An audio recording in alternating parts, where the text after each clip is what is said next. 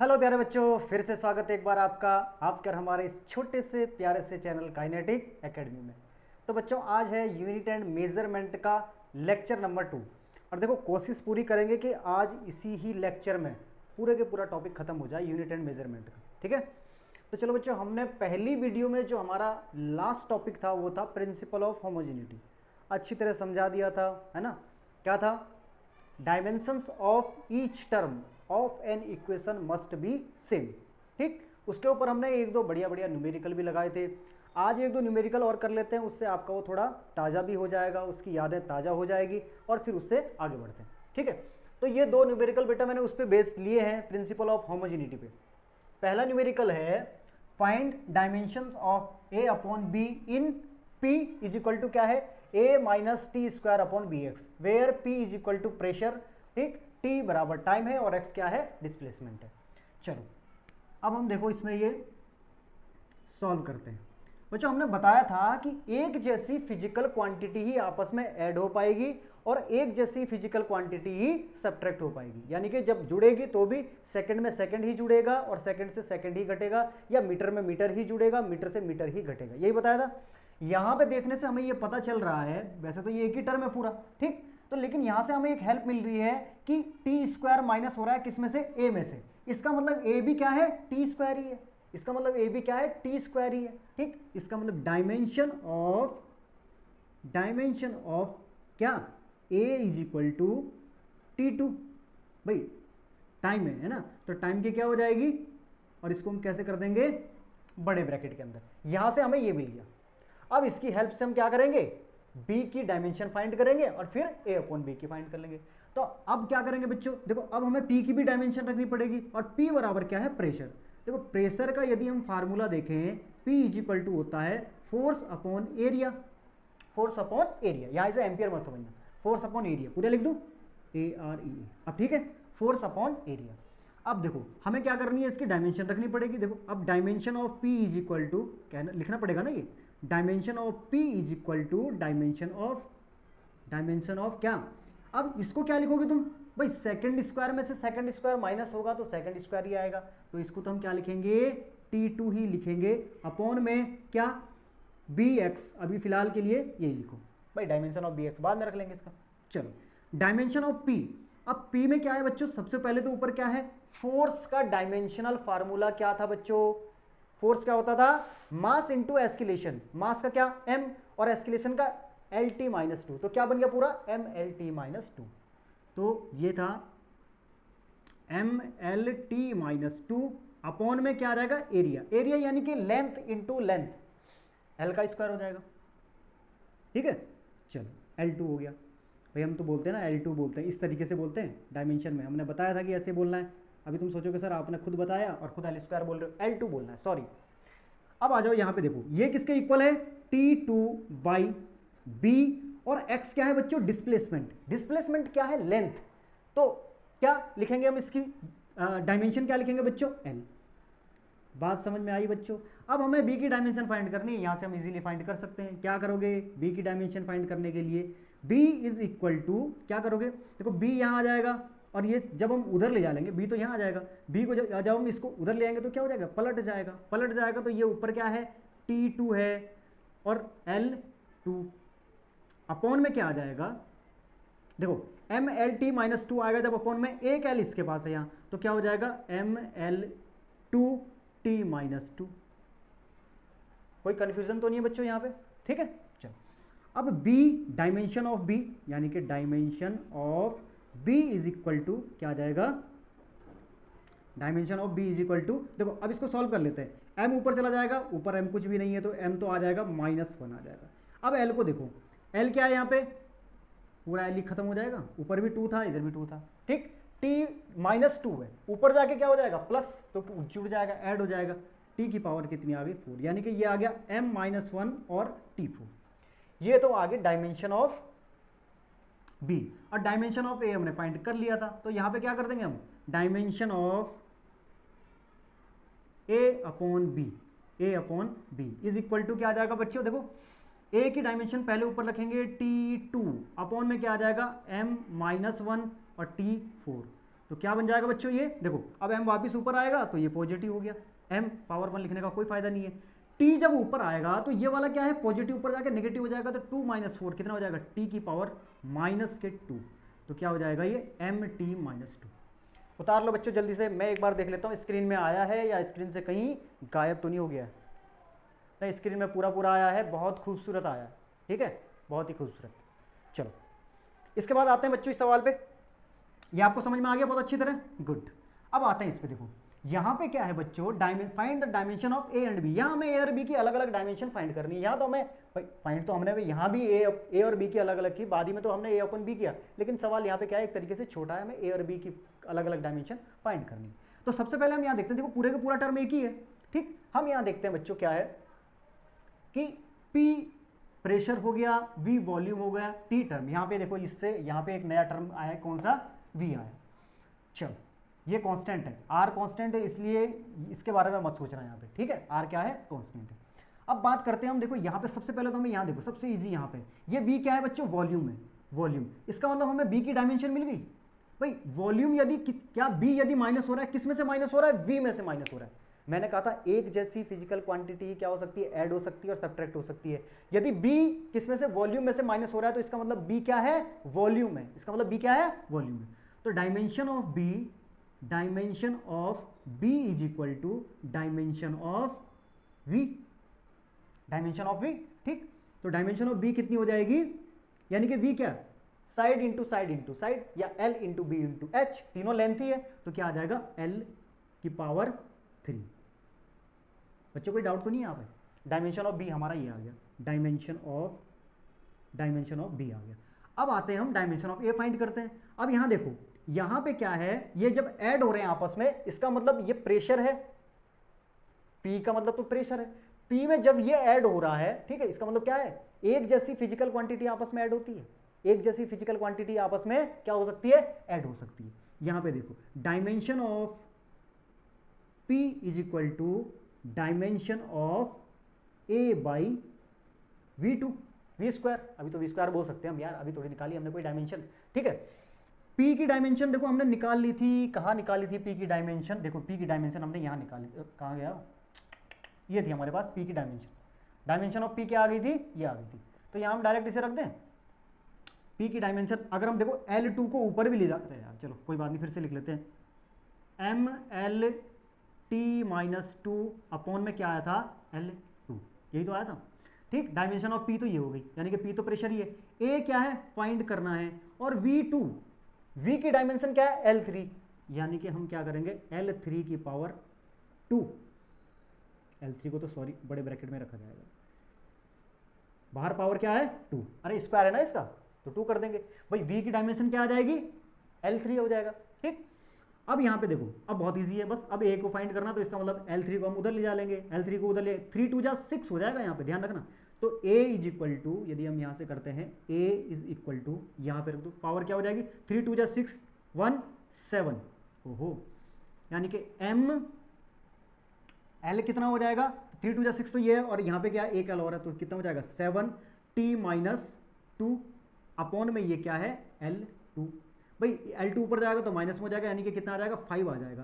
तो dimension of A is equal to कितना आ गया बच्चों, M की पावर तो ये रहेगी, L कितना आ जाएगा 5 आ जाएगा, और T कितना आ जाएगा बच्चों -2। ये बच्चों आपका आंसर आ गया, ठीक है। जल्दी जल्दी से छाप लो, कोई कठिन नहीं है यार, ठीक है। हमें पहले ही गिवन था, P प्रेशर था, B वॉल्यूम था, T टेम्परेचर था। देखो T का तो कहीं यूज़ हुआ ही नहीं वैसे भी, यहाँ पे हाँ हुआ ही नहीं, कहीं T का तो यूज़ ही नहीं हुआ, ठीक। डायमेंशन ऑफ A हमें मिल गई, डायमेंशन ऑफ B हमें मिल गई, जल्दी जल्दी से उतार लो। तो बच्चों अब जो है इसके बाद क्या है, एप्लीकेशन ऑफ डायमेंशनल एनालिसिस, यानी कि to check the dimensional correctness of an equation, किसी भी इक्वेशन की डायमेंशनल करेक्टनेस को चेक करना है, ठीक है। कौन सी इक्वेशन लेंगे बच्चों, भाई हमारे पास तो गिरीचिनो इक्वेशन है, उसी में से हम उठा लेते हैं। अब इससे पहले हमने क्या ली थी, प्रिंसिपल ऑफ होमोजेनिटी में हमने क्या ली थी इक्वेशन, v बराबर u प्लस at, है ना, मोशन की हमने पहली इक्वेशन ली थी, अब दूसरी ले लेते हैं, वरना तुम भी बार बार ये कहोगे कि सर आप तो एक ही इक्वेशन के पीछे पड़ गए। s इज इक्वल टू क्या है बच्चों, ut plus half a t square, where S is equal to displacement, U is equal to initial velocity, T is equal to time, A is equal to acceleration and T is equal to time. ठीक, ये हो गया। अब displacement की dimension क्या होती है बच्चों, यानी कि यदि हम लेफ्ट हैंड साइड की डायमेंशन देखें, लेफ्ट हैंड साइड में क्या है, एस डिस्प्लेसमेंट है, displacement dimension of S is equal to कितना हो गया, एल। ये तो हो गया हमारे पास लेफ्ट हैंड साइड की। अब राइट हैंड साइड पे आ जाओ भाई। लेफ्ट हैंड साइड में जब एल ही एस ही है केवल, ठीक है, एस क्या है, डिस्प्लेसमेंट, तो डिस्प्लेसमेंट क्या है, लेंथ एक तरीके से, ठीक है, तो उसकी डायमेंशन क्या हो जाएगी, एल हो जाएगी। अब इसके बाद क्या है बच्चों, इसके बाद ये देखो राइट हैंड साइड में हमारे पास, राइट हैंड साइड में क्या है, सबसे पहले यूटी है, पहला टर्म यूटी, यानी कि इनिशियल वेलोसिटी यू। वेलोसिटी क्या होता है, डिस्प्लेसमेंट अपॉन टाइम। डिस्प्लेसमेंट किस में मेजर होता है, लेंथ में, अपॉन टाइम टी में। तो ये क्या हो जाएगा, एल बाई टी, ठीक है। और एक टी इसका अपने आप यहां पर है, तो ये भी क्या हो जाएगा, टी, टी से टी खत्म हो गया, कोई बात नहीं। अब इधर आ जाओ, हाफ, कोई डायमेंशन होती नहीं आपकी, ठीक है, लिखना चाहो तो लिख लो, कोई बात नहीं, वैसे होती नहीं है कुछ भी। ए क्या है बच्चों, L t minus to, escalation है, ठीक है, एल टी माइनस टू है। अब देखो यहां पे टी टू ये पे, टी टू ये है, तो इसकी डायमेंशन क्या हो जाएगी, टी टू। ये टी माइनस टू से ये टी टी प्लस टू क्या हो जाएगा, ये खत्म हो जाएगा, इससे ये खत्म हो जाएगा, क्या बचा, एल, यानी कि एल ही यहां बचा और एल ही यहां बचा। देखो ये डायमेंशन लेस है, इसे लिखने का कोई फायदा नहीं। एल प्लस के एल बराबर कितना हो जाएगा, टू एल। टू क्या है, डायमेंशन लेस है, तो यार डायमेंशन क्या है इधर की, टोटल टर्म की कितनी आ गई, एल, इधर की भी कितनी आ गई, एल, यानी कि left hand side is equal to right hand side. बच्चों बात समझ में आई या नहीं आई, ठीक है। देखो अरे ये भी तो कितनी आई थी, एल आई थी, इधर कितनी आ गई, टू एल। टू क्या है, डायमेंशन लेस है बच्चों, टू डायमेंशन लेस है, तो यानी कि दोनों हमारी कितनी आ गई, एल और एल आ गई। इधर समझ में आ गया बच्चों, चलो उतारो, जल्दी से उतारो। एक और इक्वेशन देख लें, टी बराबर टू पाई अंडर रूट के अंदर एल अपॉन जी। इसके भी हम क्या करते हैं, डायमेंशनल करेक्टनेस को चेक करते हैं, ठीक है, करो भाई। डायमेंशनल करेक्टनेस को यदि हम चेक करेंगे इसमें, ठीक है, यहां पे आगे आके क्या, डायमेंशन ऑफ क्या, लेफ्ट हैंड साइड, तो लेफ्ट हैंड साइड की डायमेंशन कितनी हो जाएगी बच्चों, देखो टी है तो यार टी ही रहेगी, इसकी तो टी ही रहेगी, ठीक है, इज इक्वल टू कितनी हो जाएगी, टी यू।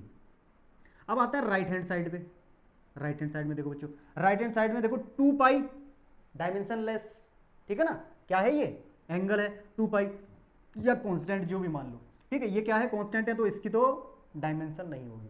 अब आ जाओ यहां पर, एल क्या है, लेंथ, जी क्या है, क्या है, ये हमारे एक्सीलेशन के खानदान का ग्रेविटेशनल एस्केलेशन है, क्या है, ग्रेविटेशनल एस्केलेशन, जिसे गुरुत्वीय त्वरण बोलते हैं। तो यहां पे आ जाओ, देखो अंडर रूट के अंदर, देखो अंडर रूट के अंदर एल, भाई एल की तो क्या हो जाएगी बच्चों, एल ही हो जाएगी। ये क्या है आपका, जी, जी यानी कि ग्रेविटेशनल एस्केलेशन, और एस्केलेशन की कितनी होती थी बच्चों हमारे पास, a is equal to l t minus two होती थी ना, अरे तो इसकी भी तो इतनी होगी बच्चों, जी की भी यही होगी dimension, L t minus to. बात समझ में आ रही है, एल टी माइनस टू ही होगी अगर हम इसकी डायमेंशन भी, तो यहाँ से यहाँ वैल्यू पुट कर दो बच्चा, क्या, एल टी माइनस के टू, इस एल से ये एल मर गया, टी ऊपर चला जाएगा तो क्या हो जाएगा, पॉजिटिव हो जाएगा भाई, अंडर रूट के अंदर टी ऊपर चला, देखो टी टू हो गया, टी टू की कितनी आ जाएगी, टी ही आ जाएगी, बराबर टी आ जाएगी। तो यानी कि यहां भी क्या हो गया बच्चों, left hand side is equal to right hand side. बात समझ में आ गई बच्चों, देखो यहां की भी कितनी आई, इधर लेफ्ट हैंड साइड की टी आई और इधर की भी कितनी आ गई, टी आ गई। समझ में आया, समझ में आया बच्चों, चलो उतारो जल्दी जल्दी से, फिर करवाते हैं आपको कन्वर्जन ऑफ यूनिट। उतार लिया, very good. Conversion of unit, देखो बच्चों यदि आपको मेरा पढ़ाने का तरीका पसंद आ रहा हो, यदि आपको मेरा पढ़ाने का तरीका पसंद आ रहा हो तो चैनल को ज़्यादा से ज़्यादा अपने दोस्तों में शेयर जरूर करना वीडियो को, ठीक है, वीडियो को ज़्यादा, अगर आपको पढ़ाने का तरीका समझ आ रहा है तो, वरना आप ही क्यों देखोगे, ठीक है।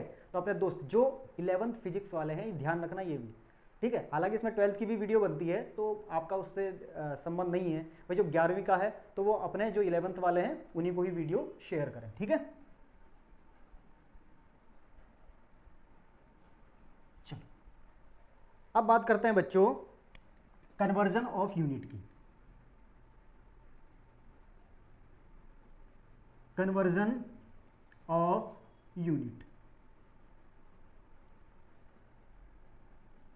कन्वर्जन ऑफ यूनिट में क्या है बच्चों, देखो हमने पहले बताया था आपको सबसे शुरू में कि फिजिकल क्वांटिटी के लिए क्या क्या चीजें जरूरी है। कोई भी फिजिकल क्वांटिटी किससे मिलकर बनी होती है, कोई भी physical quantity numerical value into unit, ठीक है, न्यूमेरिकल वैल्यू इनटू यूनिट।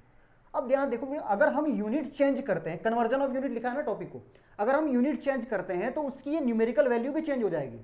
यानी कि एक सिस्टम से यदि हम दूसरे सिस्टम से, यूनिट के एक सिस्टम से यदि हम दूसरे सिस्टम में जाते हैं तो उसकी न्यूमेरिकल वैल्यू भी ऑटोमेटिकली चेंज हो जाएगी। कैसे, जैसे अभी मैं बात करूं, यहां पे मेरे पास है एक सिस्टम में 1 मीटर, ये हमारा क्या हो गया, एमकेएस सिस्टम। यदि इसके बाद फिर हम सीजीएस सिस्टम में जाते हैं, एमकेआर यानी कि एमकेएस का मतलब क्या है, मीटर किलोग्राम सेकंड। और यदि अभी हम इसको करते हैं सीजीएस, सीजीएस यानी कि सेंटीमीटर, ठीक है, और ग्राम और सेकंड, यदि हम इसको उस सिस्टम में चेंज करते हैं तो ये क्या हो जाएगा बच्चों, 100 सेंटीमीटर। देखो अब हमने क्या करी, यूनिट चेंज की, यूनिट चेंज होने के, conversion of unit, unit change होने के साथ साथ क्या होगी, इसकी न्यूमेरिकल वैल्यू ऑटोमेटिकली चेंज होगी। कहने का मतलब क्या है बच्चों कि यदि हम N1 U1 एक सिस्टम से यदि हम दूसरे सिस्टम में जाते हैं तो दोनों ही वैल्यू क्या हो जाती है, चेंज हो जाती है। N1 U1 is equal to N2 U2। बात समझ में आई बच्चों, समझ आ जानी चाहिए यार, 11th में हो तुम अब, ठीक है, एक सिस्टम से दूसरे सिस्टम में। तो ये हमारा क्या होता है, एमकेएस सिस्टम में, सीजीएस सिस्टम में, ठीक है। अभी बात करते हैं हम इसमें, चलो इतनी बात समझ में आ गई, गुड। अब इससे रिलेटेड न्यूमेरिकल करते हैं तो आपको अच्छी तरह समझ में आ जाएगा। इसे याद रखना, ठीक है, N1 U1 is equal to N2 U2। देखो N1 U1 is equal to N2 U2, इसे आप याद रखोगे, ठीक है। अब हम बताते हैं कि 1 न्यूटन से हमें, ठीक है, 1 न्यूटन को किस में चेंज करो, डाइन में चेंज करो, या 1 न्यूटन में कितने डाइन होंगे, ठीक है, कन्वर्ट 1 न्यूटन किसमें, टू डाइन। कहने का मतलब क्या है कि 1 न्यूटन में कितने डाइन होंगे। या अब ये न्यूटन क्या है बच्चों, न्यूटन है एमकेएस सिस्टम की यूनिट है, यह है एमकेएस सिस्टम की। डाइन क्या है, सीजीएस सिस्टम की यूनिट है। सबसे पहले तो हमें यह पता होना चाहिए कि हमें यूनिट को कहां से कहां ले जाना है, ठीक है। अगर आपको ये पता ही नहीं होगा कि हम एमकेएस सिस्टम में है इस समय, जो हमारे पास गिवन वैल्यू है, या सीजीएस सिस्टम है, तो फिर सारा काम बेकार हो जाएगा, ठीक है। तो ये क्या है, एमकेएस सिस्टम की यूनिट है, और डाइन किस चीज की है, सीजीएस सिस्टम की। हमसे ये पूछा गया कि 1 न्यूटन में कितने डाइन होते हैं, ठीक। इसके लिए बेटा सबसे पहले हम ये देखेंगे कि न्यूटन क्या है, किसकी यूनिट है, न्यूटन फोर्स की यूनिट है। तो हम सबसे पहले क्या लिखेंगे, फोर्स का डायमेंशनल फार्मूला लिखेंगे। फोर्स का डायमेंशनल फार्मूला क्या होता है, फोर्स बराबर क्या होता है, मास इंटू एस्केलेशन, ठीक। तो मास इंटू एस्केलेशन, मास यानी कि m, एस्केलेशन LT-2। इतनी बात समझ में आ गई। अब हम यहां इसका बंटवारा करते हैं। बंटवारा कैसे करते हैं, ठीक है, इधर हम क्या लिखेंगे, इधर एमकेएस सिस्टम को लिखेंगे और इधर सीजीएस सिस्टम को लिखेंगे। हमारे पास ये हमें पता है N1 U1 is equal to N2 U2, ठीक। अब देखो यहां पे क्या है, ये देखो N1 U1 is equal to N2 क्या हमें पता ही नहीं है, ठीक है, और ये क्या है U2। इसका मतलब क्या है कि हमें यहाँ पे N2 फाइंड करना है। देखो N2 फाइंड करना है ना, तो N2 फाइंड करना है तो U2 कहाँ चला जाएगा, इसके अपॉन में चला जाएगा। बात समझ में आ रही है, चलो करके देखते हैं। देखो N1 की जो वैल्यू गिवन है यहाँ पे 1 न्यूटन है, कितनी है, 1 न्यूटन है। अब बात करते हैं बच्चों, यहाँ पे हमारे पास देखो किस में है, डायमेंशनल फार्मूला MLT में। M1 इज इक्वल टू क्या हो जाएगा, kg। भाई एमकेएस सिस्टम में M1 क्या रहेगा, kg में रहेगा। L1 यानी कि लेंथ किस में रहेगी, मीटर में रहेगी, ठीक। और T1 यानी कि समय किस में रहेगा, सेकंड में रहेगा। बच्चों यहां तक कोई कंफ्यूजन तो नहीं है। सीजीएस सिस्टम में आओ जरा, सीजीएस सिस्टम में N2 क्या है, भाई वैल्यू फाइंड करनी है हमें, गिवन नहीं है ये, यही तो फाइंड करना है N2। अब देखो जो हमारे पास M2 रहेगा यहाँ पे, वो यहाँ पे एमकेएस सिस्टम में kg में रहेगा, तो इसमें क्या रहेगा, ग्राम में रहेगा, ध्यान रखना बच्चों, ठीक। यहाँ पे अब L2 को देखो, L2 किस में रहेगा, यहाँ मीटर में रहेगा, तो इधर किस में रहेगा, सेंटीमीटर में रहेगा। T2 देखो बच्चों, T2 किस में रहेगा यार, T2 सेकंड में ही है दोनों जगह। T2 किस में है, दोनों जगह केवल और केवल सेकंड में ही है। अब देखो ये वाली वैल्यू देखो, ये N1 हो गई हमारे पास, और ये वाली क्या हो गई, U1। ऐसे यह है, ये क्या है, N2 है, और ये हमारी क्या हो गई, U2। देखो यहाँ फिट करके देखो अब अपने आप, ठीक। अब लगाओ फार्मूला, हमें क्या निकाली, N2 की वैल्यू निकाली, तो ये कहाँ आ जाएगा, अपॉन में आ जाएगा, ठीक है। तो U1 या N1 कह लो, N1U1 इज इक्वल टू क्या हो जाएगा, N2U2। चलो लिख लेते हैं, है ना, N2U2। फिर हमें क्या लिखना पड़ेगा, N1 की वैल्यू कितनी है, चलो बार बार N1 नहीं लिखते यार, N1 की वैल्यू हमें पता है कि कितनी है, 1 न्यूटन है, एक। ये क्या आ जाएगा, U1 अपॉन U2 बराबर के N2। इतनी बात समझ में आ गई। एक बार स्क्रीन में देख लूँ, कहीं बाहर तो नहीं जा रहा हूँ स्क्रीन से, नहीं अभी ठीक है। अब देखो U1 क्या है हमारे पास, M1 L1 T1। U2 क्या है बच्चों, देखो M2 L2 T2। इतनी बात समझ में आ गई। अब हम क्या कर देंगे, M1 के नीचे M2 को ले आएंगे, भाई देखो जैसे यहाँ पे ही है, ठीक, और L1 के नीचे L2 को, T1 के नीचे T2 को। क्यों रखेंगे ऐसा, ये भी आपको पता चल जाएगा, ठीक है। वन वैल्यू वन की मल्टीप्लाई करने से कोई फर्क नहीं पड़ेगा। अब हम क्या कर देंगे, डायरेक्ट इसको रख देंगे, M1 बटे M2 ब्रैकेट में कर दिया, मल्टीप्लाई में क्या कर देंगे इसे, भाई सारी हम एक साथ लिखेंगे ना, L1 बटे L2 और T1 अपॉन T2। ध्यान रखना जो डायमेंशनल फार्मूले में डायमेंशंस होगी वही डायमेंशंस यहां भी लिखी जाएगी। अब m की डायमेंशन कुछ नहीं, एक है, तो एक लिखना कोई फायदा नहीं है। t की भी एक है, t की कितनी है, -2।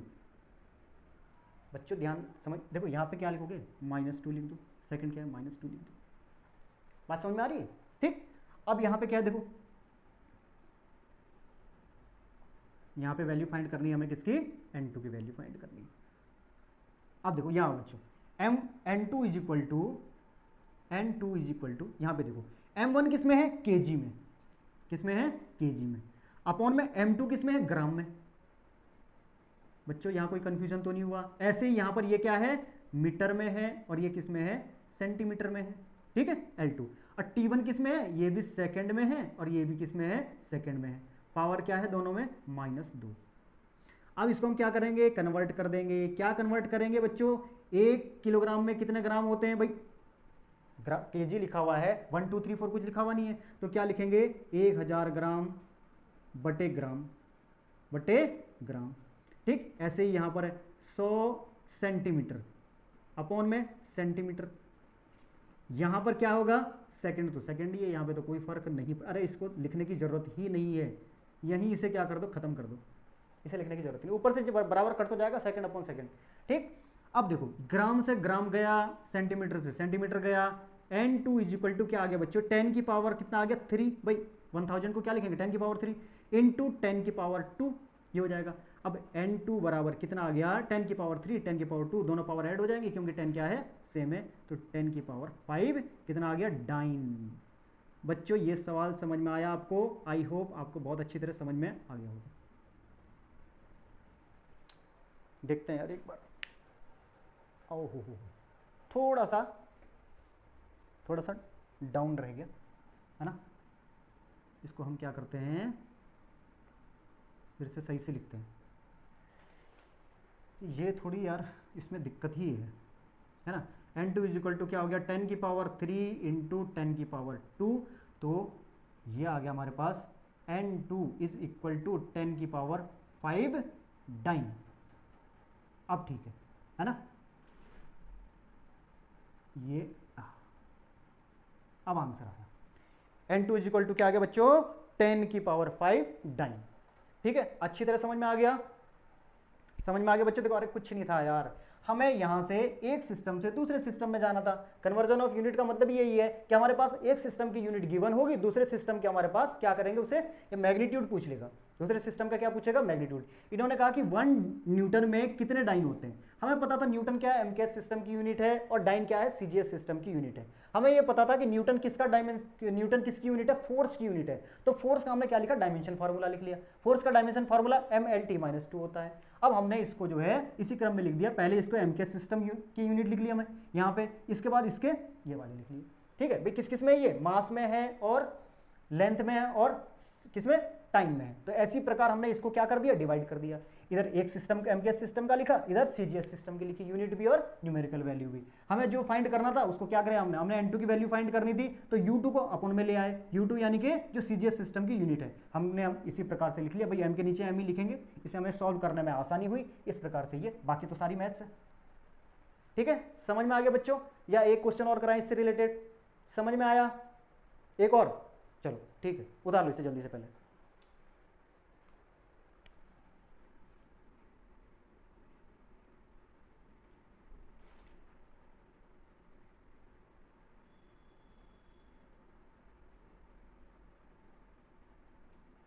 यूनिवर्सल ग्रेविटेशनल कांस्टेंट क्या वैल्यू होती है बच्चों जी की? 6.67 into 10⁻⁻11 newton metre square upon KG square, ये वैल्यू होती है इसकी। ठीक है, अब आपको देखने से पता चल रहा है newton metre square KG square, इसका मतलब एमके सिस्टम की यूनिट है। इसको किस में कन्वर्ट करना है हमें? ठीक है, इसको हमने कन्वर्ट करना है सीजीएस सिस्टम में।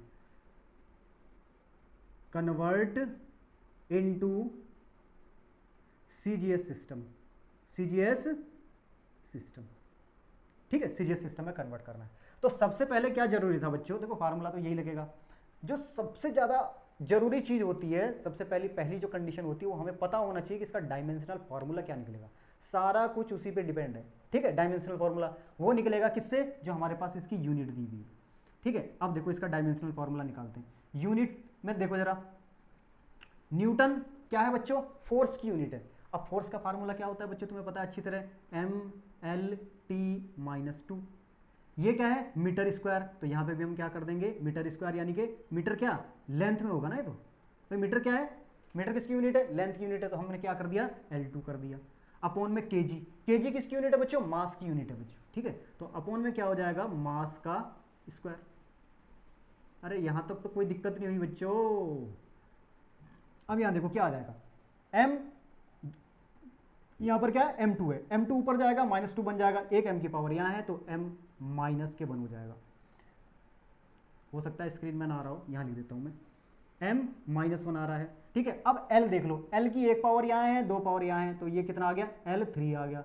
अब t देख लो, t तो और कहीं है ही नहीं, तो t-2 ये आ गया बच्चों आपके पास। किसकी? ये डायमेंशन फॉर्मूला किसका है? ग्रेविटेशनल कांस्टेंट जी का। ठीक है, यूनिवर्सल ग्रेविटेशनल कांस्टेंट। यूनिवर्सल का मतलब पता है? एक और बात पता है इसके बारे में कि ये कहीं भी चेंज नहीं होता, सब जगह इसका मान केवल और केवल यही होता, मीडियम होता है, मीडियम पे डिपेंड नहीं करता। ये किसी भी मीडियम में हो, जी की वैल्यू यही रहेगी, 6.67 into 10⁻⁻11 newton metre square upon KG square, यही वैल्यू रहेगी। ठीक है, चलो क्वेश्चन उतारो जल्दी से। अब हम चलते हैं, हमने क्या किया था? सबसे पहले हमने क्या किया था बच्चों? इसको हम कहां रखते हैं? यहां पे सेंटर में रखें। अब यहां पे ये तो मिटा दें, ऊपर से मिटा दें। चलो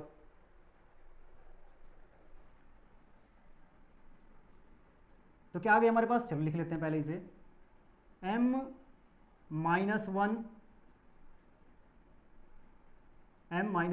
ठीक है, L3 और t-2, ये आ गया हमारे पास इसकी डायमेंशन फार्मूला आ गया। ठीक है, ये इसका डायमेंशनल फार्मूला। m की पावर क्या थी? -1। अब क्या कर देंगे? इसको डिवाइड कर देंगे। डिवाइड किसमें? m क्या सिस्टम है? वही सीजीएस सिस्टम में। देखो बच्चों, अब इसे क्या किस में कन्वर्ट करना है हमें? भाई जी सीजीएस सिस्टम में कन्वर्ट करना है। ठीक है, सीजीएस सिस्टम में कन्वर्ट करना है तो सबसे पहले वही आ जाओ। n1 कितना है बच्चों? अब यहाँ पे 6.67 इंटू 10⁻⁻11, ये तो है n1 की वैल्यू। n2 की वैल्यू क्या है? भाई हमें फाइंड करनी है, n2 की वैल्यू फाइंड करनी है। ठीक,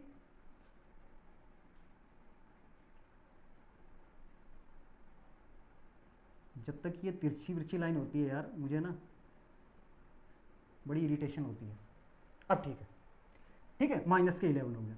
अब आ जाओ, देखो m1 कितना है इसमें? माइनस। अब ध्यान रखना, देखो मैंने कहा था कि जो पावर, जो डायमेंशन होगी वही आएगी यहाँ पे भी। m1 किस में रहता है? m के सिस्टम में kg में, यानी कि kg की पावर -1। ठीक है, m2 की, सॉरी m2 तो उधर आएगा ना, m2 कहाँ आएगा बच्चों? m2 तो उधर आएगा दूसरे सिस्टम में। यहाँ क्या आएगा? L1 क्या रहेगा बच्चों? मीटर। क्या रहेगा? मीटर। अब मीटर की पावर भी है कुछ? बिल्कुल है। कितनी है? 3 है। फिर T1, भाई जो जो यहाँ पे दिया होगा डायमेंशनल फार्मूले में, इसका पर्पज ही इसका ये होता है कि हमें इसको यहाँ ये लिखना होता है ताकि हम इसे देख के यहाँ पे ये सिस्टम की यूनिट लिख सके। अब T1 बराबर कितना? सेकंड की पावर -2। ऐसे ही इधर आ जाएगा m2 is equal to kg, किस में कन्वर्ट होगा? ग्राम में, ग्राम की पावर -1। L2 किस में कन्वर्ट होगा बच्चों? सेंटीमीटर में, सेंटीमीटर की पावर कितनी? 3। और T2 किस में कन्वर्ट होगा बच्चों? ये सेकंड में होगा।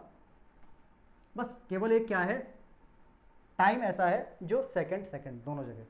ठीक है, एक FPS भी होती है, फुट पाउंड क्या वहाँ, सॉरी सेकंड, वो वहाँ भी सेकंड ये टाइम सेकंड ही रहता है। ठीक है, चलो अब यहाँ पे देखते हैं हम फार्मूला क्या था हमारे पास, वही N1U1 is equal to N2U2। ठीक, हमें N2 की वैल्यू फाइंड करनी है, U2 कहाँ आएगा, अपोन में आएगा, तो क्या आ जाएगा हमारे पास N1 की वैल्यू रखो बच्चा कितनी है 6.67 इंटू 10 टू की पावर -11।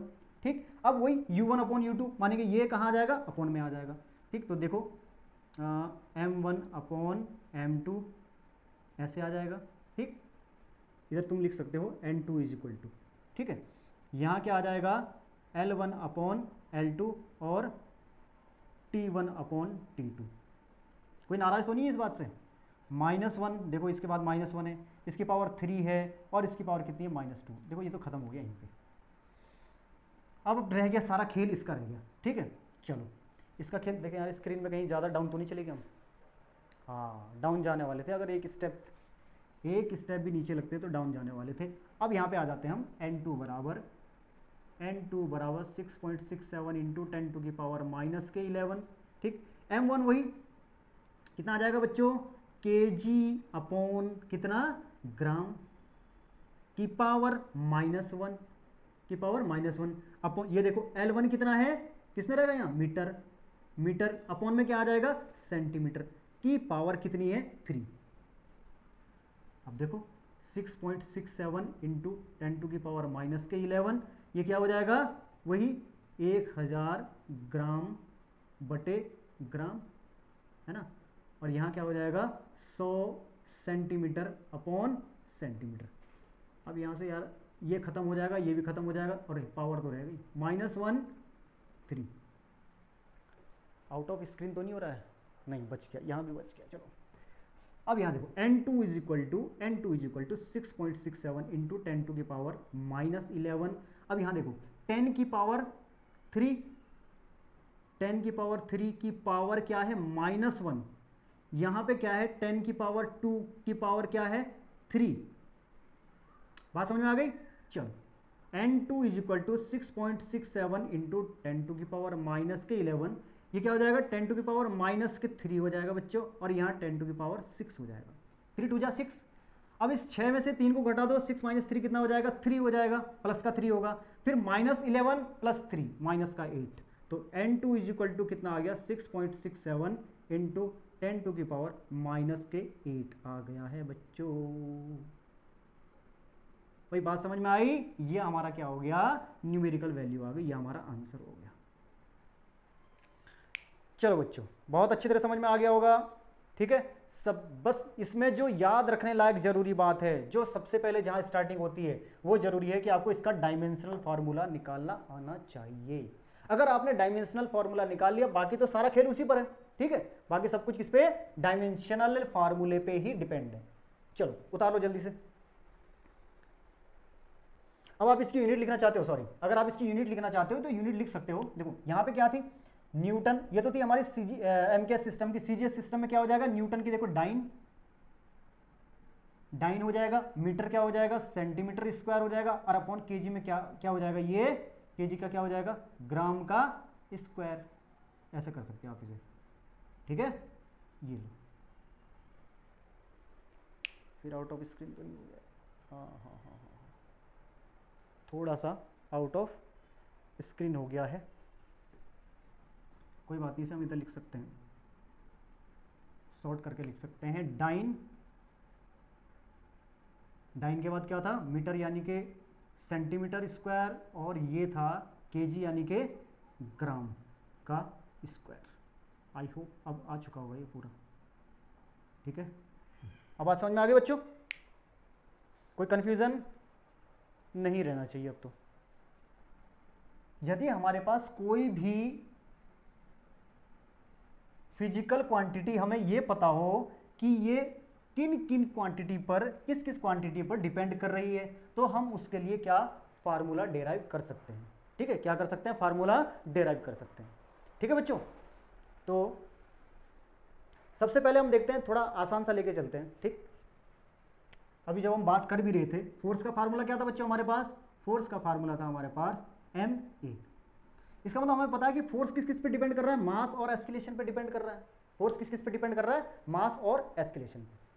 ठीक, अभी मान लिया हमें यह पता नहीं कि फोर्स का फार्मूला क्या है, हमें ये नहीं पता है कि फोर्स का फार्मूला क्या है, लेकिन हमें इतना पता है कि फोर्स किस किस पे डिपेंड कर रहा है, उस बॉडी के मास पे डिपेंड कर रहा है और एस्केलेशन पे डिपेंड कर रहा है। ठीक है, चलो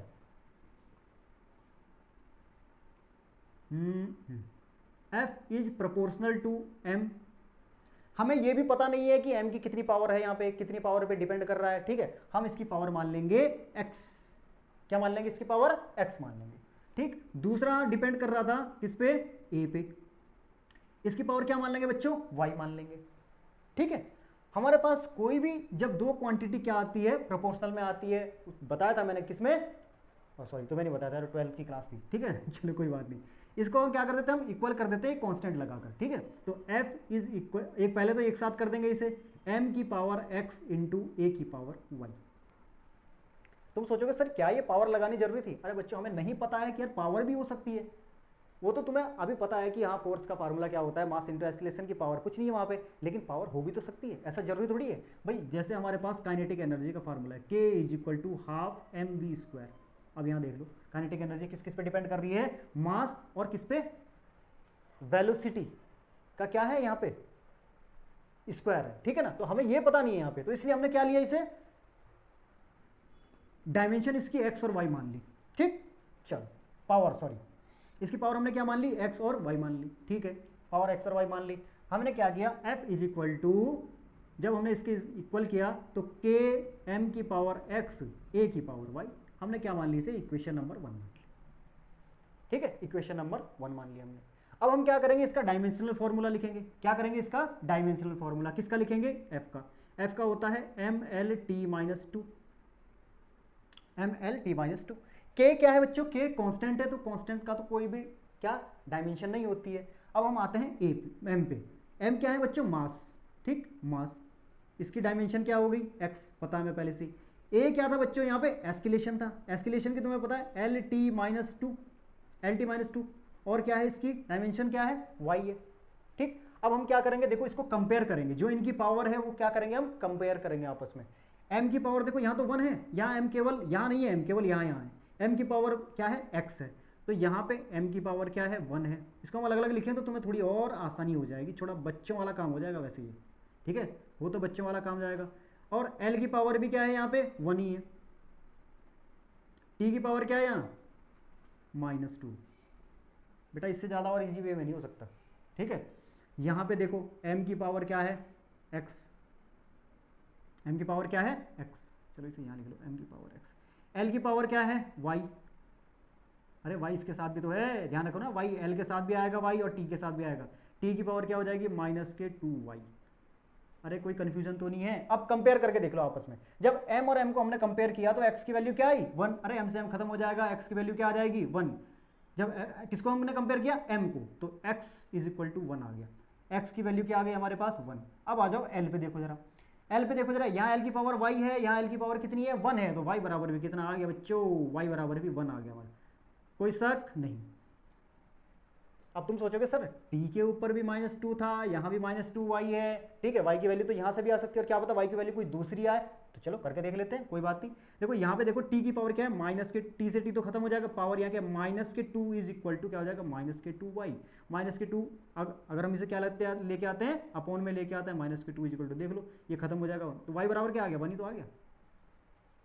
ये वैल्यू हम कहाँ पुट करेंगे? x और y की वैल्यू, ये वैल्यू करेंगे हम यहाँ पे पुट, फ्रॉम इक्वेशन 1,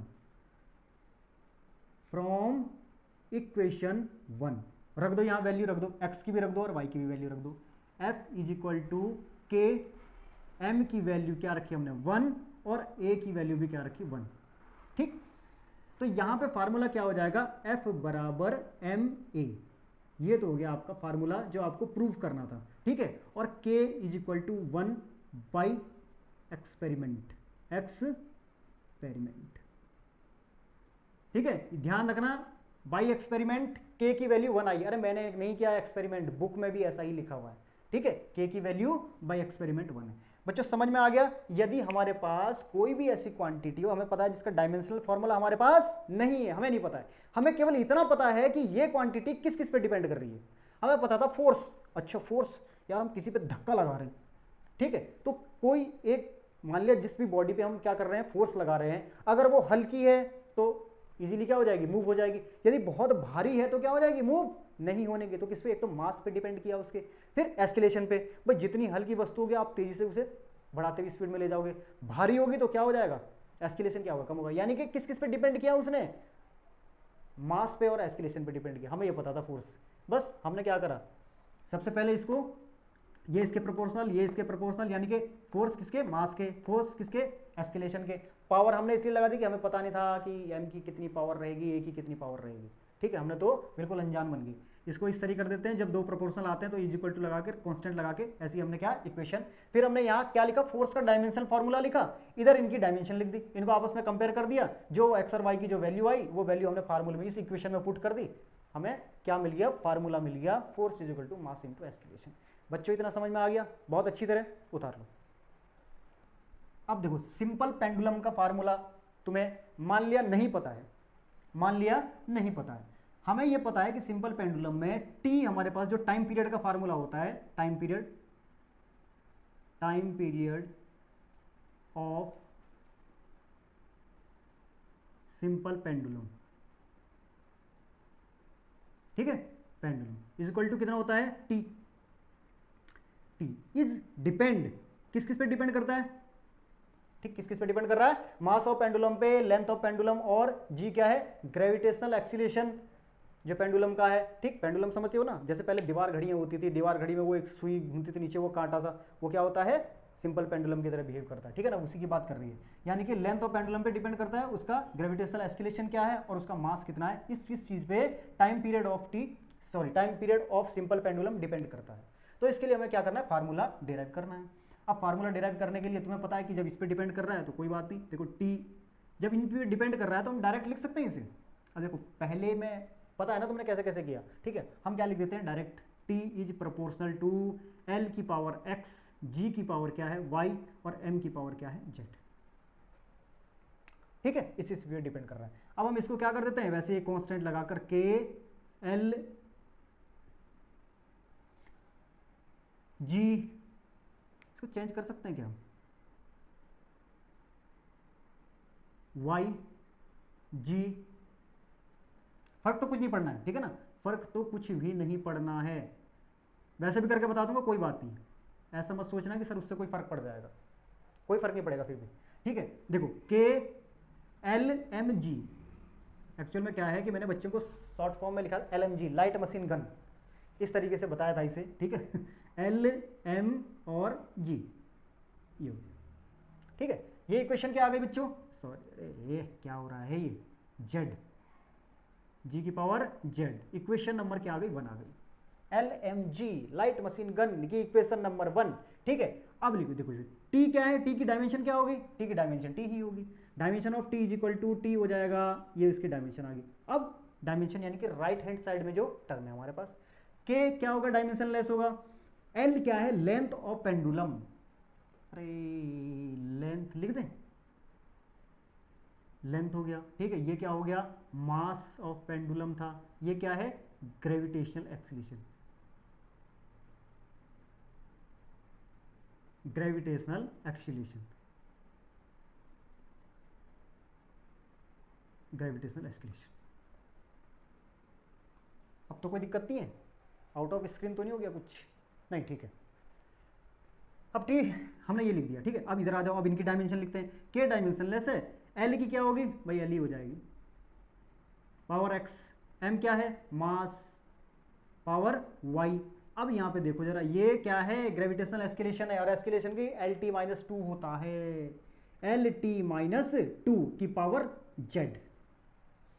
अब यहाँ देखो हमारे पास केवल टी और टी है, इसको चाहे तुम ऐसे भी लिख सकते हो बच्चों अपनी सुविधा के लिए, एम की पावर 0, एल की पावर 0, ऐसे भी कर सकते हो, ठीक है, एम की पावर 0।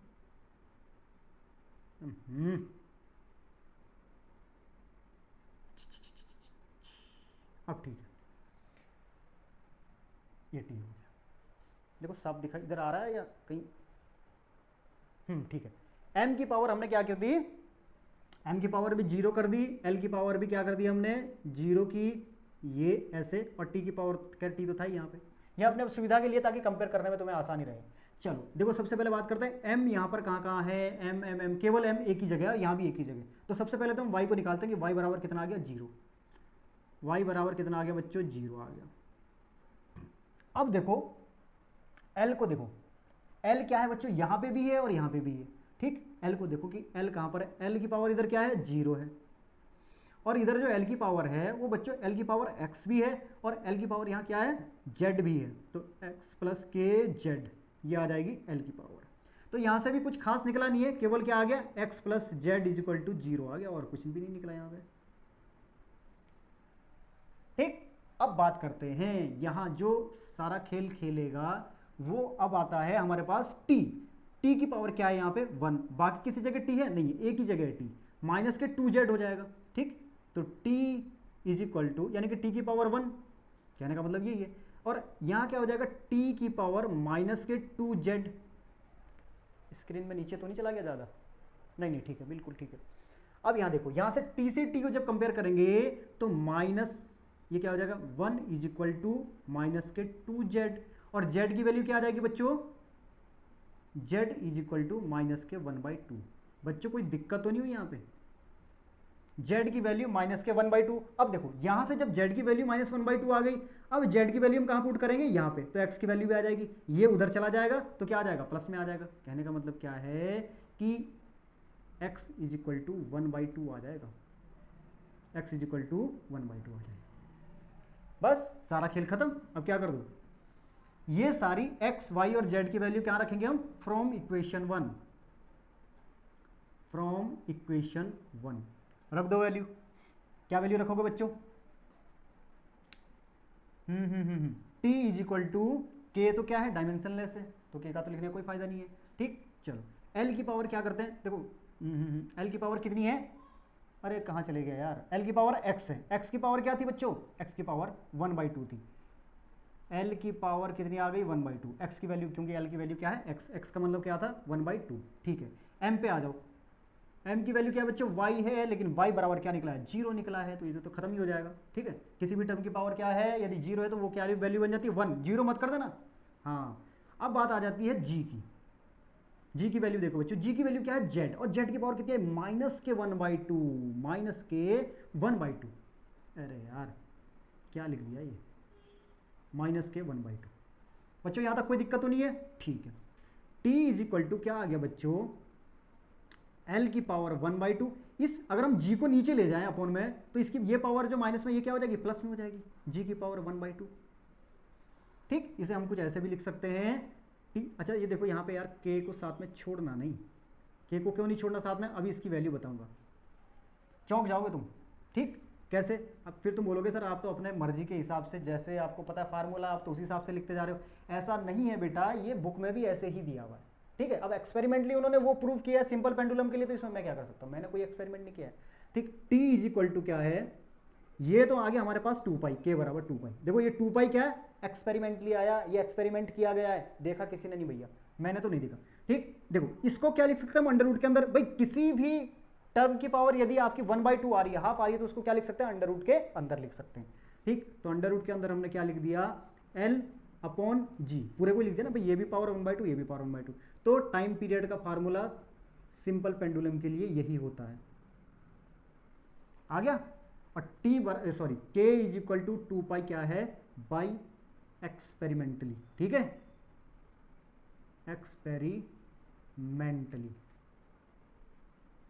एक्सपेरिमेंटली है, ये एक्सपेरिमेंटली है, ठीक है, ठीक है, उतार लिया होगा बच्चों ने, चलो ठीक है, मिटाते हैं। अब आते हैं बच्चों हमारे पास significant figure, rules for calculating significant figure. Significant figure पे आते हैं, जल्दी जल्दी समझेंगे इसे भी, आज टॉपिक खत्म करना है, मैंने आपसे वादा किया था। बस इसके बाद क्या है हमारे पास, एरर है, फिर उसके बाद significant figure, rules for calculating significant figure, significant figure.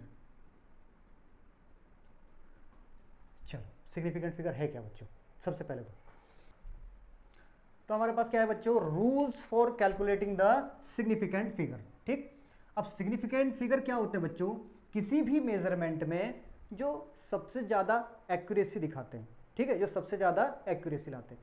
मान लिया यदि मैं कोई भी मेजरमेंट लेता हूँ, ठीक, मान लिया मैं लेता हूँ 24.25, तो ये हमारे पास क्या होती है, एक तरीके से एक्चुअल वैल्यू, एक्चुअल वैल्यू है। और ये लास्ट वाली जो हमारे पास जो डिजिट होती है, ये होती है हमेशा डाउटफुल वैल्यू होती है। क्या होती है, डाउटफुल वैल्यू। ठीक है, ये हमारे पास अक्सर क्या होती है, डाउटफुल। हमें नहीं पता है कि ये 5 आना है। ठीक है, जैसे मान लिया यदि मैं ये कहूँ 24.25 सेंटीमीटर, 24.25 सेंटीमीटर, तो यार हम यहाँ तक तो हम एक्यूरेट निकाल सकते हैं। जो हमारे पास मीटर स्केल है, जो हमारे पास क्या है, मीटर स्केल है, उससे हम क्या निकाल सकते हैं, ठीक, यहाँ तक निकाल सकते हैं। लेकिन उससे ज़्यादा यहाँ पर क्या नहीं निकाल सकते। मतलब ये वैल्यू कितनी आ सकती है यहाँ पे, ये हमारे पास 24.2 तक ही हम क्या निकाल सकते। भाई सेंटीमीटर के बाद जो हमारे पास जो मीटर स्केल होता है उसमें क्या होते हैं, सेंटीमीटर दिए। हमारे पास जो छोटी सी स्केल होती है वो कितनी होती है, 15 सेंटीमीटर की होती है। उसमें छोटे छोटे खाने वो मिलीमीटर में दिए गए होते हैं। यानी कि हमें 24.2 तक तो हम क्या उसे बिल्कुल एक्यूरेट निकाल सकते हैं।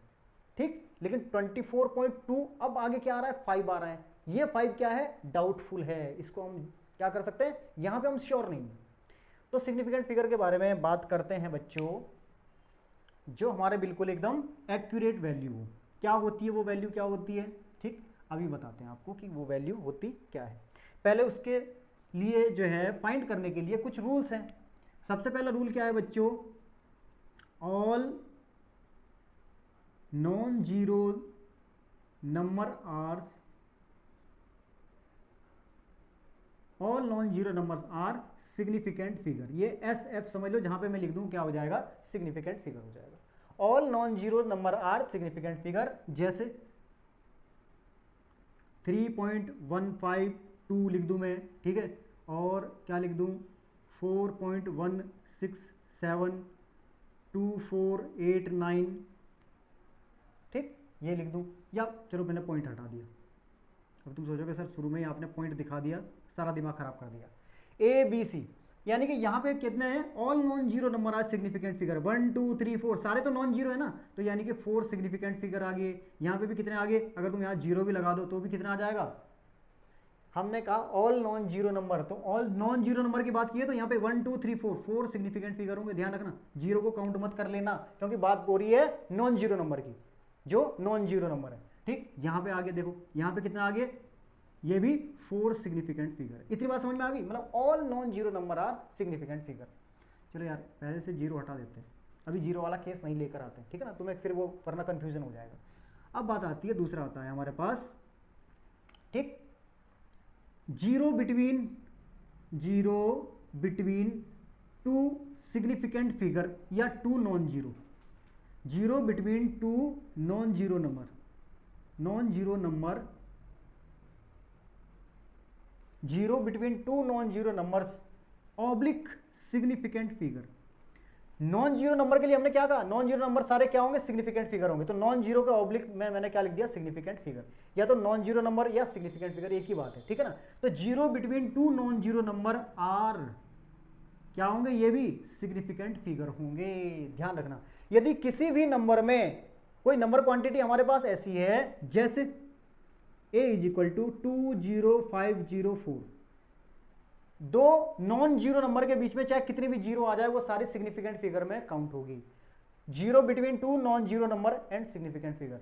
तो हमने कहा था कि सिग्निफिकेंट फिगर सारे क्या होते हैं, नॉन जीरो सारे नंबर क्या होते हैं, सिग्निफिकेंट फिगर होते हैं। तो सिग्निफिकेंट फिगर में के बीच में आने वाली जितनी भी जीरोज होगी वो सारी सिग्निफिकेंट फिगर में काउंट होगी, ठीक है। तो यहां कितना हो जाएगा, 3 to 5 सिग्निफिकेंट फिगर। बात समझ में आई बच्चों या नहीं आई। यहां पे मैं लिख दूं 100005, कितनी सिग्निफिकेंट फिगर हो जाएगी। देखो बेटा शुरू और लास्ट की देखो जरा, क्या है, नॉन जीरो है। नॉन जीरो नंबर को हमने क्या कहा है, सिग्निफिकेंट फिगर है। तो हमने फिर यहां कहा है कि zero between two non zero number, two non zero number, यानी कि ये भी नॉन जीरो है, ये भी नॉन जीरो, इनके बीच के आने वाली जितनी भी जीरो हो सारी सिग्निफिकेंट फिगर में काउंट होगी, ठीक है। तो ये कितने, 1 2 3 4 5 6, यानी कि 6 सिग्निफिकेंट फिगर। बच्चों कोई कन्फ्यूजन तो नहीं हुआ? इतनी बात समझ में आ गई? चलो वेरी गुड। चलो एक और लिख लेते हैं 105006। अब बताओ, देखो यहाँ पे भी क्या है, दो नॉन जीरो। अब यहाँ पे ये दिमाग मत लगा लेना कि सर यहाँ पे नॉन जीरो नंबर, तो यहाँ पे इनके बीच को काउंट करके लिख देते हैं 6 सिग्निफिकेंट फिगर। नहीं नहीं नहीं नहीं, पूरी डिजिट देखनी है ना बेटा हमें तो, ठीक है। शुरू और लास्ट यानी कि 1 और 6 के बीच में देखो 1 2 3 4 5 6 यानी कि 6 सिग्निफिकेंट फिगर। बच्चों इतना समझ में आया? उतार लो जल्दी से उतार लो, फिर नया रूल बताते हैं इसका। मिटा दूँ? पूरा साफ आ रहा है? बिल्कुल। देखो बच्चों, अगर रह भी जाता है यार तो कोई बात नहीं, वीडियो को बैक कर लिया करो, कोई ऐसी बात नहीं, तुम्हारे पास सारी सुविधाएं हैं, ठीक है। चलो हमारे पास दो रूल हमने सीख लिए, क्या कि all non zero number are significant figure and zero between two non zero number और significant figures are significant figure, ठीक है। तीसरा आता है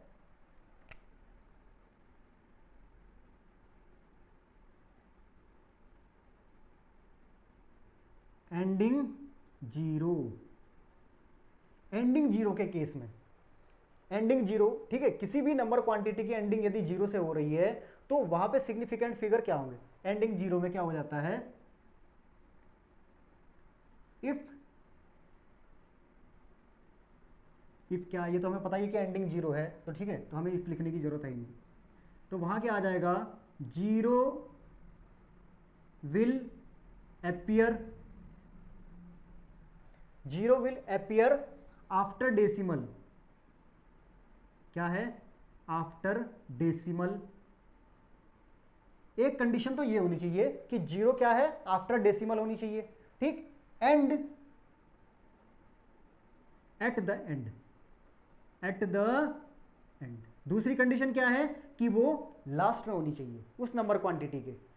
क्या होनी चाहिए? एक तो लास्ट में होनी चाहिए और आफ्टर डेसिमल होनी चाहिए, तो वो क्या हो जाएगी, सिग्निफिकेंट फिगर होगी। एंडिंग जीरो के केस में zero will appear after decimal and at the and, ठीक है। अगर ऐसी कंडीशन है तो क्या हो जाएगी, वो सिग्निफिकेंट फिगर में काउंट होगी। जीरो विल अपीयर आफ्टर क्या है, decimal and at the end, then क्या हो जाएगी, जीरो विल काउंट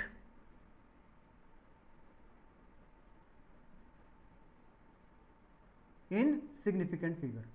तो जीरो क्या हो जाएगी, सिग्निफिकेंट फिगर में काउंट होगी। कैसे होगी बच्चों? देखो यहां पे मैं बात करता हूं 8.570। एक तो क्या है, आफ्टर डेसिमल है। मैंने ये नहीं, एक बात ध्यान रखना, जस्ट आफ्टर डेसिमल के बाद की बात नहीं हो रही है, जस्ट आफ्टर डेसिमल के बाद की बात नहीं हो रही है, एट द एंड, ध्यान रखना, एट द एंड, ठीक। देखो अगर हमारे पास ऐसा केस आता है 8.507, फिर तो कुछ सोचने वाली बात है नहीं, क्योंकि ये तो दो नॉन जीरो नंबर के बीच में आ रही है, फिर तो ये सिग्निफिकेंट फिगर काउंट हो ही जाएगी। हमने कहा एंडिंग जीरो की बात अगर हो रही है, एंडिंग जीरो के केस में एक तो वो होनी चाहिए आफ्टर डेसिमल और दूसरा क्या होना चाहिए, एट द एंड। तो यहां पे क्या हो जाएंगे, देखो सिग्निफिकेंट फिगर में काउंट होगी, तो बाकी तो ये तीन नॉन जीरो है, ये भी क्या हो जाएगी अब, सिग्निफिकेंट फिगर। तो यानी कि यहां क्या हो जाएंगे, 4 सिग्निफिकेंट फिगर हो जाएंगे बच्चों। अरे बात समझ में आई है? 7.6700, यहां पे कितने सिग्निफिकेंट फिगर होंगे बच्चों, यहां पे कितने होंगे? देखो एंडिंग जब जीरो से हो रही है, आफ्टर डेसिमल है, तो ये वाली जीरो भी क्या हो जाएगी, सिग्निफिकेंट फिगर, क्योंकि हमने कहा था zero between two non zero number are significant figure. तो जीरो बिटवीन यानी कि ये वाली जीरो, अब इन दो, एक तो नॉन जीरो है, दूसरा क्या है, एंडिंग जीरो के केस में ये भी सिग्निफिकेंट फिगर बन जाती है। तो जब ये भी सिग्निफिकेंट फिगर, ये भी सिग्निफिकेंट फिगर, क्योंकि ये नॉन जीरो है। ये किस वजह से सिग्निफिकेंट फिगर हुई, एंडिंग जीरो, क्योंकि हमारे पास आफ्टर डेसिमल है और एट द एंड है। तो दोनों सिग्निफिकेंट फिगर के बीच में जितनी भी डिजिट होगी सारी सिग्निफिकेंट फिगर होगी। तो सबको क्या कर दो, काउंट कर दो, कितनी हो जाएगी, 5 सिग्निफिकेंट फिगर। अरे समझ में आया बच्चों? ठीक, चलो एंडिंग जीरो का केस समझ में आ गया, गुड। अब करते हैं हम चौथा case, starting zero, starting with zero.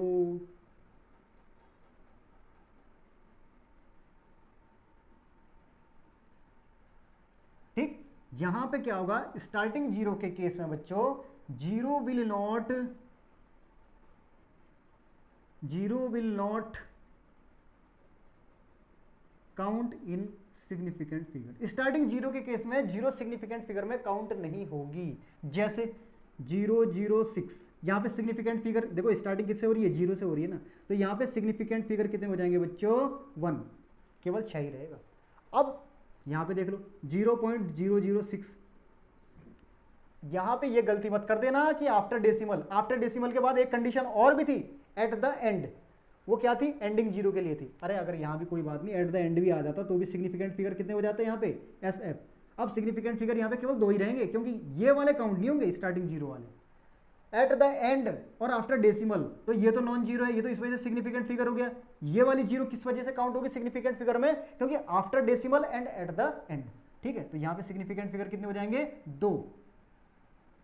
बात समझ में आई बच्चों या नहीं आई? ठीक है, अब तो कुछ रहा ही नहीं यार इसमें, 0 0 0 कुछ भी कर दो, 0 0 1 कर दो, तो यहाँ पे सिग्निफिकेंट फिगर कितने हो जाएंगे, सिग्निफिकेंट फिगर कितने हो जाएंगे, 1 हो जाएंगे।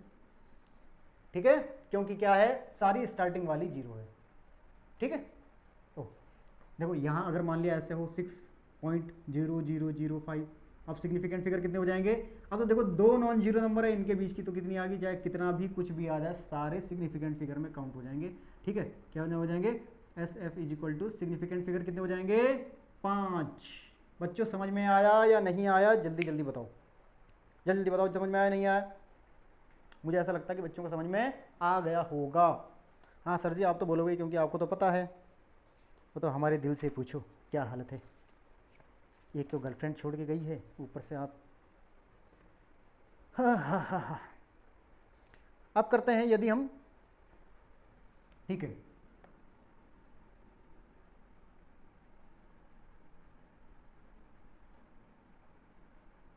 ओहो ये भी मिटा दिया रूल्स फॉर कैलकुलेटिंग, कोई बात नहीं। कितना कर लिया था हमने, हाँ अच्छा 5वां है हमारे पास, पावर ऑफ 10। क्या है, पावर ऑफ 10। अगर हमारे पास कोई भी ऐसी फिगर है, कोई भी ऐसी नंबर क्वांटिटी है, जैसे मान लिया मैं ये कहूँ 3 इंटू 10 की पावर 3, 3 इंटू 10 की पावर 3, तो यहाँ पे बच्चों जो हमारे पास जो पावर वाली जो होगी, इसको हम क्या करेंगे, काउंट नहीं करेंगे सिग्निफिकेंट फिगर में, तो यहाँ पे सिग्निफिकेंट फिगर कितनी हो जाएगी, 1। कितनी हो जाएगी, 1 हो जाएगी। ठीक है, सिग्निफिकेंट फिगर कितनी हो जाएगी, 1 हो जाएगी। ध्यान रखना बच्चों इस चीज़ का।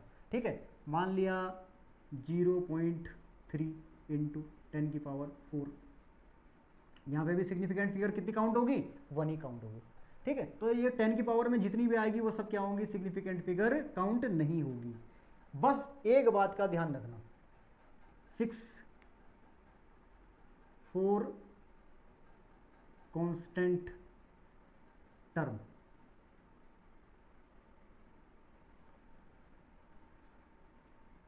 Four constant term. ठीक है, कांस्टेंट टर्म के लिए significant figure will be infinite. वो क्या होगा, कांस्टेंट टर्म। ठीक, जैसे हमारे पास अभी हम बात कर रहे हैं, यदि पेरीमीटर ऑफ रेक्टेंगल, ठीक है, perimeter of rectangle 2 into length plus breadth, ये फार्मूला है हमारे पास। ठीक है, 2 गुना लंबाई प्लस चौड़ाई, ये फार्मूला है। अब यहाँ पे ध्यान रखना बच्चों कि यहाँ पे 2 को तुम ये मत सोचा कि सर 2 तो अकेला ही है, इसकी क्या, ये तो 1 सिग्निफिकेंट फिगर, ना ना ना ना ना भाई, हमारे पास यहाँ l प्लस बी भी है, 2 की पावर कितनी भी आ सकती है, 2 की पावर। और ये फार्मूला जो है इसका, ये क्या है, एक तरीके से डिक्लेयर है फार्मूला, प्रूव किया हुआ फार्मूला है। तो यहाँ पे जहाँ पे भी ऐसी चीज आए, जो चीज पहले से ही प्रूव्ड हो चुकी है, वहां पे इनफाइनाइट सिग्निफिकेंट फिगर होंगे। कितने, इनफाइनाइट सिग्निफिकेंट फिगर होंगे। ध्यान रखना इस बात का। जैसे हम मान लिया बात करते हैं यदि speed of light, speed of light की बात करते हैं, कितना होता है, 3 इंटू 10 की पावर 8 मीटर पर सेकेंड, 3 इंटू 10 की पावर 8। अब यहाँ पे ये मत सोचा कि सर आपने जो 10 की पावर में बताया था, उसमें 10 की पावर हमने खत्म कर दी थी, 10 की पावर वहां खत्म की थी, लेकिन ये वैल्यू क्या है, डिक्लेयर है पहले से ही। यही पढ़ते हैं हम साइंस में पूरी, तो यानी कि ये 100% ट्रू है। तो उसके लिए क्या करेंगे हम, इसको इनफाइनाइट सिग्निफिकेंट फिगर होंगे। यहाँ पे क्या होंगे, इनफाइनाइट सिग्निफिकेंट फिगर। ध्यान रखना,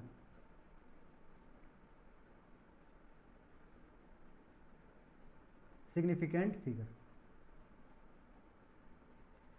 चलो एक और बात करते हैं, कन्वर्जन ऑफ यूनिट में क्या होगा बच्चों,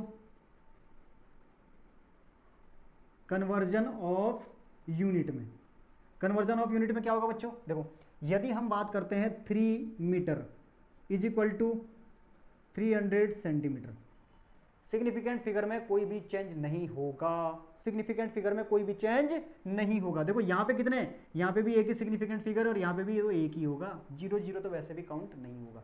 बच्चों बात समझ में आई या नहीं आई, बात समझ में आई या नहीं आई। ऐसे भी कर सकते थे हम 3 metre is equal to 3 into 10 to की पावर 2 सेंटीमीटर, ये भी तो कर सकते थे, लेकिन फिर भी सिग्निफिकेंट फिगर कितना काउंट होगा, 1। सिग्निफिकेंट फिगर कितना काउंट होगा, 1। यहां भी सिग्निफिकेंट फिगर कितना है, यहां भी 1 ही है, ठीक है बच्चों, यहां भी क्या है, 1 है। तो इसका ध्यान रखना है आपको।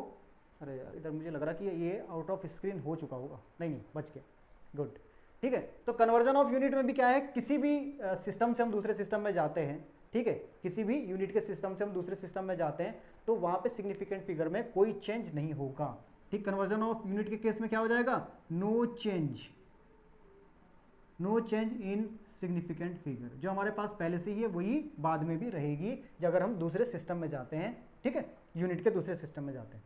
इतनी बात समझ में आ गई बच्चों, वेरी गुड। अब चलते हैं राउंडिंग ऑफ रूल की तरफ, राउंडिंग ऑफ रूल की तरफ चलते हैं।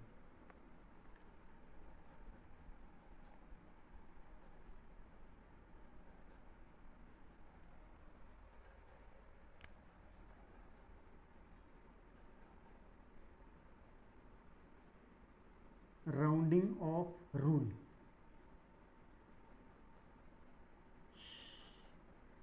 राउंडिंग ऑफ रूल की तरफ चलते हैं बच्चों, ठीक है। राउंडिंग ऑफ रूल में देखना बच्चों कि देखो हम अभी तक जो राउंड ऑफ करते थे, अगर हम बात करें rounding off rule to 2 digit, 2 digit तक की बात करते हैं हम, ठीक है, पहले 2 डिजिट तक की बात करते हैं। 2 डिजिट तक हमें क्या करना है, सिग्निफिकेंट फिगर लाने, ठीक, राउंडिंग ऑफ रूल की सहायता से। राउंडिंग ऑफ रूल क्या होता है, देखो हम जब हमारे पास कुछ ऐसी संख्याएं होती थी 6.26, नंबर 2 3.58, नंबर 3 हो गया 6.27 हो गया, ठीक है, नंबर 4 हो गया 8.87। यहां पर देखो जब हम इसे, अगर हमें 2 डिजिट तक इसे क्या करना है, राउंड ऑफ करना है 2 डिजिट तक, भाई 2 डिजिट इसका मतलब यहाँ ये है ना 2 डिजिट, तो इसको राउंड ऑफ करके अगर ये संख्या 5 से बड़ी है तो हम क्या करते हैं, इसको 1 मानकर इसमें जोड़ देते हैं, इस वाली संख्या में जो इससे पहले वाली है, सॉरी वैसे तो बाद में आती है इधर को, ठीक है, पहले इधर से शुरू होता है, ठीक है, लेकिन ध्यान रखना क्या करते हैं हम इसे, यदि ये 5 से बड़ी है तो, मैं अभी 5 की बात नहीं कर रहा हूं, मैं कर रहा हूं 5 से बड़े की बात, ठीक है, यदि ये ग्रेटर देन 5 है, यदि 5 से बड़ी है तो हम क्या करेंगे, इसको 1 मानकर हम क्या कर देंगे, इसमें ऐड कर देंगे। तो यानी कि यदि हमें 2 डिजिट तक सिग्निफिकेंट फिगर निकालना है राउंडिंग ऑफ रूल की सहायता से, तो यहाँ SF, यहाँ वैल्यू क्या हो जाएगी बच्चों, इसकी राउंड ऑफ करके 6.3 हो जाएगी, ठीक, यहाँ पर ओहो इसकी वैल्यू 6.3 हो गई, सिग्निफिकेंट फिगर की बात नहीं हो रही है, ठीक है। अब ये हो गया, अब यहाँ पे ये क्या हो जाएगा, 3.6 हो जाएगा, भाई इसको भी हमने क्या करा, ये 5 से बड़ी है तो इसको 1 मानकर क्या कर दिया, इसमें ऐड कर दिया, 3.6 हो गया। यहाँ पे कितना हो गया बच्चों, ये भी 5 से बड़ी है तो इसको भी 1 मानकर इसमें 6.3 हो गया। यहाँ पे भी भाई हमें 2 डिजिट तक फाइंड करना था ना, 2 डिजिट तक, ठीक। अब यहाँ पे देखो 8.87, ये क्या हो जाएगा, 8.9 हो जाएगा। भाई इतनी बात, ये तो हमें पहले से ही पता है कि 5 से बड़ी कोई भी संख्या हो और अगर हमें राउंड ऑफ करना है तो हम क्या करते हैं, उसको 1 मानकर उधर वाली संख्या में जोड़ देते हैं। अब केस जहां फंसता है वो है, कंडीशन आपकी क्या है, मान लिया अगर मैं ये कहूं कि ये हमारे पास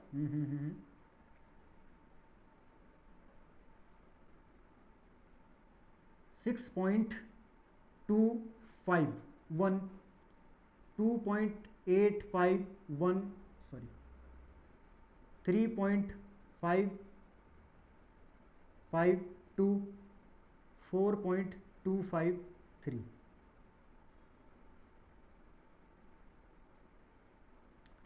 टू डिजिट तक हमें इसे राउंड ऑफ करना है। वैल्यू क्या आएगी बच्चों, बता दो मुझे राउंड ऑफ करके, ठीक, बच्चे बहुत समझदार हैं। अभी तक हमारे पास क्या थी, 5 या 5 से बड़ी संख्याएं थी, ध्यान रखना, 5 या 5 से बड़ी संख्या, सॉरी 5 या नहीं, 5 से बड़ी ही थी केवल, तो हमने उसको क्या करा, 1 मानकर इधर वाली संख्या में जोड़ दिया। अब यहाँ पे सारी संख्याएं क्या, दूसरे नंबर पे तो हमें राउंड ऑफ किसको करना है, 5 को ही करना है। 5 और 5 से बड़ी संख्या ही राउंड ऑफ हो पाती है, ठीक है, 5 से छोटी नहीं। अब 5 से छोटी अगर तुम ऐसे लिखने लगो कि 2.234, 2 डिजिट तक हमें इसे राउंड ऑफ करना है, तो हम तो 2.2 ही तो लिखेंगे, बाकी इसमें क्या राउंड ऑफ कर लोगे भाई तुम, ठीक है। वो तब जब 5 से बड़ी हो या 5 हो तब राउंड ऑफ होता है, तब ये रूल यूज होता है, राउंड ऑफ का रूल।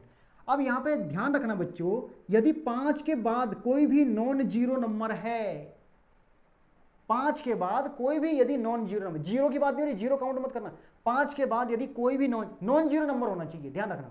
ऐसा नहीं कि 5 के बाद कोई भी नंबर नहीं है तो तुम सोचोगे सर ने तो बोला था कि बस क्या होना चाहिए, नॉन जीरो नंबर, पर जीरो नहीं होनी चाहिए। नहीं, जीरो नहीं होनी चाहिए, जीरो भी नहीं होनी चाहिए, और ऐसा भी ना हो कि 5 के बाद कुछ ना हो। हमें चाहिए 5 के बाद नॉन जीरो नंबर। 5 के बाद यदि कोई भी क्वांटिटी क्या है, नॉन जीरो नंबर में आती है, तो हम इस 5 को 1 मानकर इसमें ऐड कर देंगे। 1 2 3 4, 1 2 2 3, ये क्या है, ये तो किस हेल्प के लिए थे, यदि आफ्टर 5 कोई भी नॉन जीरो नंबर है, आफ्टर 5 कोई भी यदि नॉन जीरो नंबर है, तो हम क्या करेंगे, इस 5 को यहां पे 1 मानकर ऐड कर देंगे। 2 डिजिट तक की तो हमें क्या करना है, राउंड ऑफ करना है ना, तो इसकी वैल्यू क्या आ जाएगी 6.3, ये क्या आ जाएगा 2.9, 3.6 आ जाएगा, और 4.3। अरे बात समझ में आई है या नहीं आई है बच्चों? हमने कहा, तुम सोचोगे कि सर हमें तो राउंड ऑफ तो आपने 5 को किया, ये 1 2 2 इसका क्या काम है? अरे बेटा इसी से तो हमें पहचान पता चलेगा कि 5 को राउंड ऑफ करके क्या, क्योंकि 5 के बाद जो है ये नॉन जीरो नंबर ही ये बता रही है कि 5 को यहाँ पे हम राउंड ऑफ करके 1 मानकर इसमें जोड़ सकते हैं। अगर 5 के बाद क्या है, कोई नॉन जीरो नंबर है, ये काम किया इस नंबर ने यहाँ पे आके, जो नॉन जीरो नंबर है जो 5 के बाद के, ठीक है। 5 के बाद जितने भी क्या है नॉन जीरो नंबर हैं, तो 5 को हम क्या करेंगे, राउंड ऑफ करके इसमें जोड़कर 2 डिजिट तक की बात हुई है। इतनी बात समझ में आ गई? अभी तक हमें केवल क्या पता था कि अगर 5 से बड़ी कोई संख्या, हम देखो गणित में भी ऐसे बोलते थे, 5 या 5 से बड़ी कोई संख्या 1 मानकर क्या जोड़ दो, उसे अगले में जोड़ दो। ऐसा नहीं है, यदि 5 के बाद कोई भी हमारे पास क्या है, नॉन जीरो नंबर है, तब हम 5 को 1 मानकर इसमें जोड़ेंगे। इतनी बात समझ में आ गई? चलो, ये तो कब था कि आफ्टर 5 नॉन जीरो नंबर। अगर 5 के बाद तुम कहोगे सर आपने ये तो बता दिया नॉन जीरो, यदि जीरो होगा फिर क्या करेंगे, उसमें बताता हूं, ठीक। आफ्टर 5 नॉन जीरो नंबर, ठीक है, आफ्टर 5 नॉन जीरो के केस में। अब देखो इसे मिटा दूं तो नई बात करें, कुछ नई बात का मतलब इसे यहां तक उतार लिया ना, यहां तक उतार लिया, ठीक। अगर अब हम बात करते हैं, अगर 5 के बाद में जीरो आती है, तो 5 के बाद में क्या आती है, यदि जीरो आती है तब क्या करेंगे। देखो 5 के बाद में बेटा अगर जीरो आए या जीरो ना भी आए, ध्यान रखना, या तो जीरो होनी चाहिए या जीरो भी नहीं होनी चाहिए। कहने का मतलब क्या है कि नॉन जीरो नंबर के अलावा, या तो जीरो, जैसे यहां पे क्या था 6.250, 6.25, एक ही बात, दोनों के लिए एक ही रूल लागू होगा। मैंने कहा या तो 5 के बाद जीरो या 5 के बाद कुछ नहीं होना चाहिए। वो कंडीशन कब थी, जब हम 1 मानकर जोड़ते थे पहले वाली में, तब जब 5 के बाद नॉन जीरो नंबर हो। देखो 5 के बाद यहां भी नॉन जीरो नंबर नहीं है, यहां भी नॉन जीरो नंबर, यहां तो है ही नहीं कुछ भी, लेकिन यहां भी क्या है, नॉन जीरो नंबर नहीं है, यहां भी क्या है, जीरो है। अब यहां पे जब हम राउंड ऑफ करेंगे इसे बच्चों, तो ये क्या हो जाएगा, इस कंडीशन में ध्यान रखना, यदि हमारे पास, मैं इसको ऐसे भी लिख देता हूं यहाँ पे 6.350 और 6.35, ठीक है। ये देखो, यदि 5 के बाद, फिर 5 के बाद क्या है, यदि हमारे पास इवन नंबर है, इवन नंबर यानी कि सम संख्या है, तो कोई भी चेंज नहीं होगा, 5 भी हट जाएगा, वो जीरो भी हट जाएगा, ध्यान रखना। यदि हमारे पास 5 के बाद क्या है, कोई भी इवन नंबर हो, तो इवन नंबर के लिए क्या होगा, नो चेंज। यार इवन नंबर के लिए नो चेंज, ठीक है। ऑड नंबर के लिए चेंज हो जाएगा, इवन नंबर के, यानी कि ये कितना आ जाएगा, 6.2 ही आ जाएगा। अगर हमें 2 डिजिट तक राउंड ऑफ करना है तो कोई भी संख्या ऐड नहीं होगी इसमें, 6.2 ही आ जाएगा। अब यहां देखो, यहां इवन नंबर है, sorry odd number, even number तो ये था, यहां क्या है, ऑड नंबर है। ऑड नंबर में क्या होगा, ये 5 1 बनकर इसमें जुड़ जाएगा, ये 5 1 बनकर उसमें जुड़ जाएगा, ध्यान रखना, ठीक है। तो यानी कि कितना हो जाएगा, 6 पॉइंट कितना हो जाएगा, 4, और ये भी कितना हो जाएगा, 6.4। मैंने कहा चाहे जीरो हो या जीरो ना हो, जीरो ना होगा मतलब क्या है कि नॉन जीरो नंबर भी ना हो, ध्यान रखना, ठीक है। तो इन दोनों के लिए एक ही केस बनता है ये, ठीक। अगर हमारे पास इसके बाद क्या है, इवन नंबर है तो कोई भी चेंज नहीं होगा, ऑड नंबर है तो इस 5 को हम 1 मानकर इसमें जोड़ देंगे। बच्चों समझ में आया या नहीं समझ में आया? तो हमारे पास जो सिग्निफिकेंट फिगर का चैप्टर था वो यहीं ख़त्म होता है। आई होप आज की वीडियो बहुत बड़ी बन चुकी है। ठीक है बच्चों।